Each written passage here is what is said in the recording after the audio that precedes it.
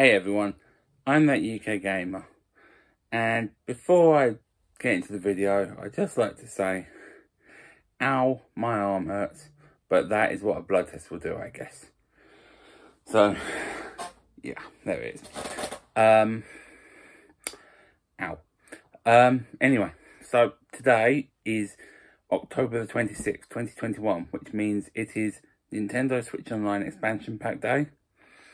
I haven't had a chance to use it yet because I've been busy working and obviously going for the test, but I have downloaded it and I've read some comments and I know people generally aren't happy, and I will give my first perspective video sometime soon.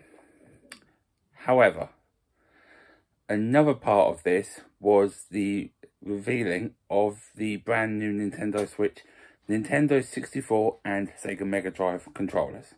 So, in case you don't know or haven't guessed, I like the N64. So I had to get the Switch Online. I don't care what people say, I was getting it. I also think this whole price argument is stupid, but that's a totally different video. Anyway, being the N64 fan I am, as soon as they announced the controller, I just had to get it. So I did, and here it is. The new Nintendo Switch N64 controller, and that's me, you can see on the box. Yes. So I just want to unbox it and give my first perspective of the controller, what it feels like to hold, what the buttons feel like, etc, etc.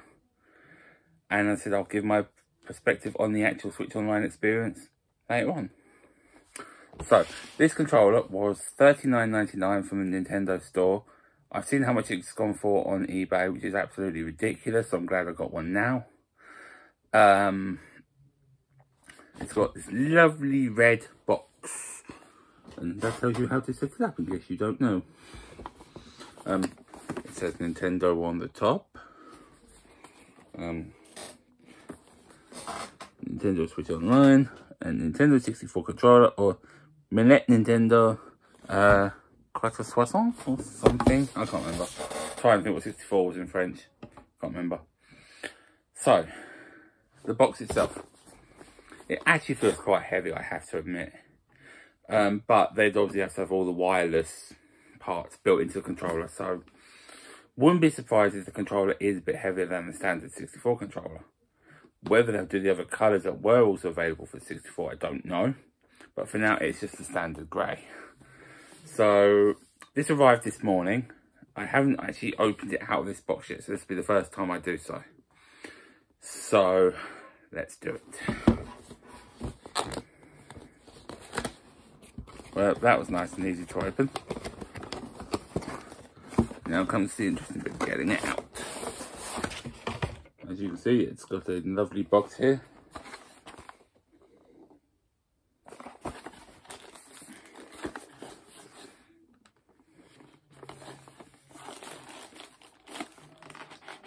Right, I see. So yeah, this bit comes out. It's a box within a box. And inside the box within the box underneath it, there's more stuff, which gives this nice little frame box.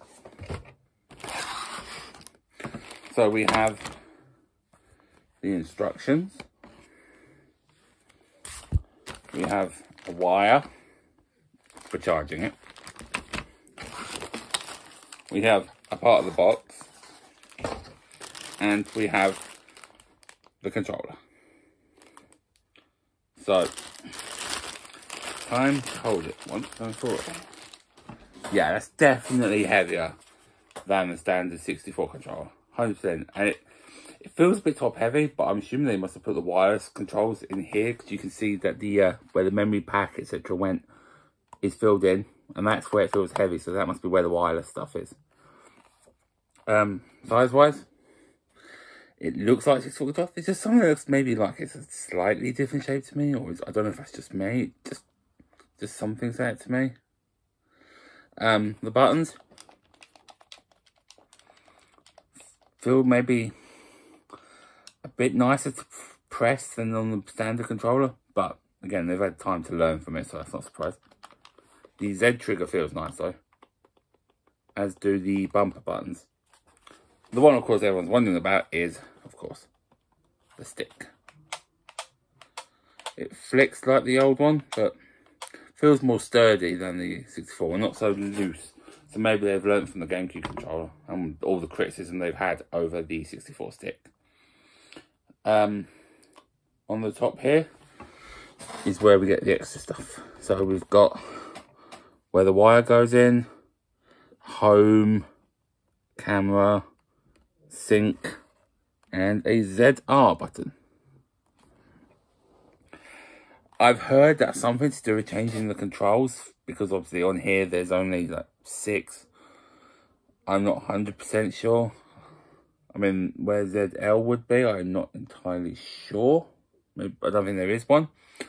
But there you go.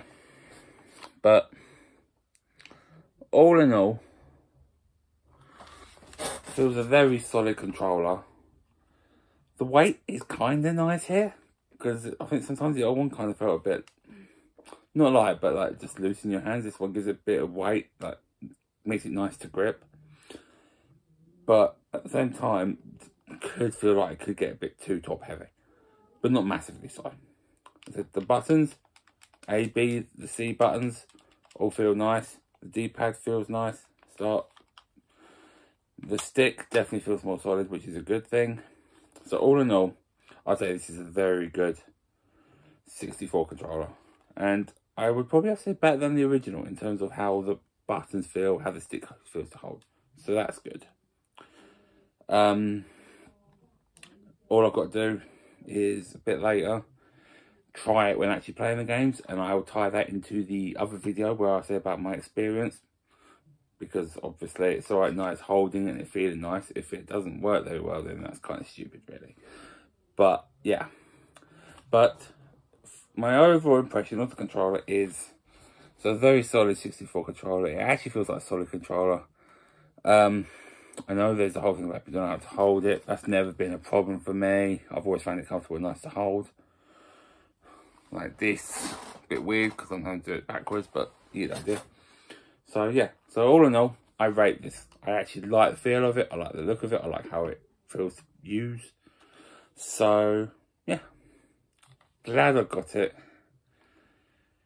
But what I want to know is, would anyone else get it if they decided to get the expansion pack? Or would it just be a novelty to you? Let me know. But as a 64 fan, had to get it. Glad I did. And glad I'm not having to pay those stupid scalping prices either. So now it's time to give it a try. And part 2 of the video will be up in the next few days, as will my Comic-Con video game pickups, along with a few other bits. So yeah, thanks for watching and have a good time. Bye. Game over.